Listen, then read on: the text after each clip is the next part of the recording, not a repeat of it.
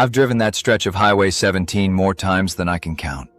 It's the kind of road where your thoughts start to drift if you're not careful. Mile after mile of blacktop cutting through forest, no streetlights, no houses, and not much traffic once the sun goes down. I was on my way back from a late work meeting in the next county over. It was close to midnight when I left the office, and the weather was exactly the kind that makes you wish you'd booked a hotel instead. Light rain, mist hanging in the air, and that wet hiss of tires on pavement. For the first 20 minutes, I didn't pass a single other car. My headlights stretched out ahead, eating up the road in a pale cone of light. And every now and then the reflective posts along the shoulder would flash past like metronome ticks. That's why I noticed him. At first it was just a shape, barely lit by the high beams, a figure walking along the shoulder of the road. I thought maybe it was a jogger, but as I got closer I realized he wasn't wearing reflective gear or even a jacket, just dark clothing, soaking wet. His walk wasn't hurried, slow, deliberate steps, like he didn't care where he ended up. It struck me as odd. This was at least 5 miles from the nearest exit, in the middle of nowhere. I slowed down just a little as I passed him. I don't know why. I think I just wanted to get a better look. The man never turned his head toward me, but as my car drew level with him, I caught enough detail to make my stomach tighten. He was barefoot.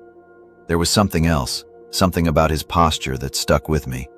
His arms hung loose at his sides, fingers slightly curled, and his head was tilted forward in a way that made his chin almost touch his chest. I kept driving, but I couldn't shake it. I found myself checking my rearview mirror more than usual. My taillights washed red over him for a few seconds before he disappeared into the dark. 10 minutes later, I saw another figure ahead. This time I felt my pulse pick up. My mind immediately told me it was impossible, but my gut said otherwise. Same posture, same slow, dragging steps, same barefoot shuffle. I drove past faster this time, not wanting to see his face. My grip tightened on the steering wheel. I checked the clock on the dash, 12:41. By now the rain had stopped, leaving the road slick and glistening under my headlights. I told myself it had to be 2 different people, maybe a couple of hitchhikers who'd gotten separated. Still, it didn't make sense for either of them to be out there at this hour, walking that far from anything. When I passed a rest stop sign, I decided I'd pull in and shake off the unease. The place was only a mile ahead, and I could grab a soda from the vending machine. The turnoff came up quickly. I slowed, took the ramp, and pulled into the lot. It was empty except for a single pickup parked under one of the buzzing yellow lights. I got out, the damp night air clinging to me, and made my way toward the building. As I approached the vending machines, I glanced toward the truck. The driver's seat was empty. The hairs on the back of my neck prickled. I told myself the guy was probably in the restroom, but that didn't explain the fact that the truck's headlights were on, casting a weak beam toward the far end of the lot. When I turned back to the vending machine, I froze. There, on the edge of the lot where the pavement met the grass, stood the man I'd seen walking on the shoulder. Same posture, same bare feet. He wasn't moving, just standing there facing me. I didn't hear him approach. I didn't hear anything at all except the buzz of the light above me and the faint hum of the vending machine. I dropped the idea of getting a drink. Without taking my eyes off him, I backed toward my car. He didn't follow. He didn't even shift his weight. Once I was inside, I locked the doors and started the engine. My headlights swept over him as I pulled out of the space. His face stayed in shadow, but the skin on his arms looked pale, too pale. I didn't stop again until I reached the outskirts of my town. The next morning, curiosity got the better of me. I searched local news for anything about a barefoot man on Highway 17. I found nothing. But here's the thing. I had to drive that same stretch again the following week, same time of night. I told myself it was just another road, that nothing would happen. And for most of the trip, nothing did. Until I saw him again. Same place, same slow walk, same bare feet. Only this time when I passed him, his head turned. And even though I kept my eyes on the road ahead, I could feel his gaze following me in the mirror until the darkness swallowed him whole.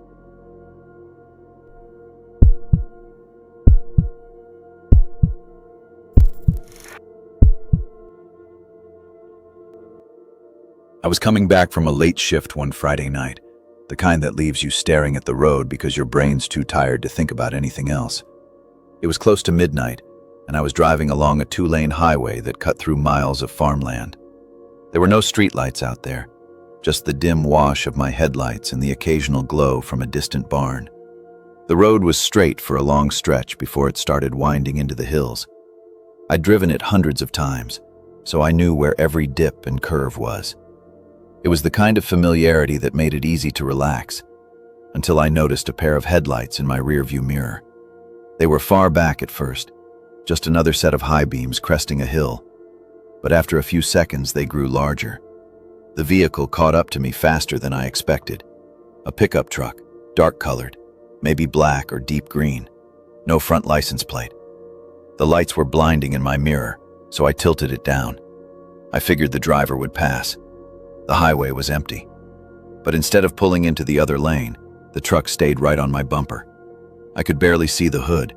It was that close. I tapped my brakes lightly, not enough to slow down much, just a warning. The truck didn't back off.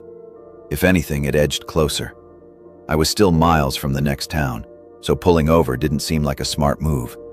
Out here, there were no gas stations, no stores, nothing but dark fields and tree lines. I decided to keep driving until I hit somewhere public. For the next 10 minutes, the truck stayed locked on me. Every turn I made, every hill I crested, it was there, headlights flooding my car. I tried to keep my eyes on the road, but my heart was starting to race. When we hit a longer straightaway, I sped up to see if I could create some distance. My speedometer climbed past 60, then 70. The truck matched me easily. It was only when I reached the stretch of road that curved sharply to the left that things changed. As I slowed for the bend, the truck suddenly swerved into the opposite lane and pulled up beside me. I turned my head just enough to see the driver. A man, maybe mid-30s, wearing a baseball cap pulled low. His window was down. He didn't shout or gesture. He just looked at me. The expression on his face wasn't angry. It wasn't friendly either. It was blank, like he was studying me, deciding something. Before I could react, he floored it and sped ahead, disappearing over the next hill. I let out a shaky breath, relieved it was over, until I saw brake lights flare in the distance. The truck slowed down until it was barely crawling, forcing me to either pass him or come to a stop. Every instinct told me not to pull alongside him. I took my foot off the gas, letting the distance close, painfully slow, hoping maybe he'd get bored and move on. Instead, as soon as I was close enough, his reverse lights blinked on for a second, like he was daring me to stop behind him. I swerved into the opposite lane and gunned it, passing him as fast as I could. For a few precious seconds, I thought I'd left him behind. Then I saw his headlights swing into my lane in the mirror. He was following again. The next 15 minutes felt longer than the entire drive home. He stayed right behind me, sometimes falling back a little, sometimes speeding up to ride my bumper again. Every time I thought about pulling over, the image of that empty road around me made the idea feel suicidal. Finally, I saw the glow of a gas station sign in the distance. I didn't slow down until I was practically at the entrance, then I cut hard into the lot, pulling up next to the building under the bright overhead lights. The truck pulled in too. My stomach dropped. I stayed in my seat, gripping the wheel, watching him through my side mirror. He didn't park next to me. Instead, he idled at the far edge of the lot, engine running. I thought about calling someone, but my phone had one bar, and I wasn't sure it would even connect. After what felt like a full minute, the truck slowly rolled toward me. My pulse was pounding in my ears. Then, at the very last second, he turned out of the lot and back onto the highway. I sat there until the sound of his engine faded. Even then, I waited another 10 minutes before getting back on the road. The rest of the drive was empty. No headlights in my mirror, no vehicles passing in either direction. But when I pulled into my driveway and cut the engine, I sat there for a long time, staring at the street behind me. Because the whole way home, I couldn't shake the feeling that he'd decided against whatever he was planning. Not because of the gas station lights, but because he already knew where I lived.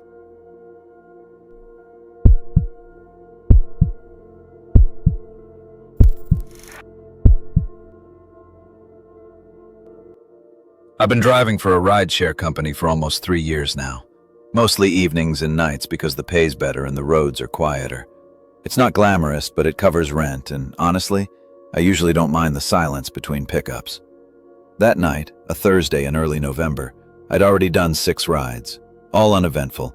Drunk students heading home, a couple going to the airport, a quiet guy who didn't say a word.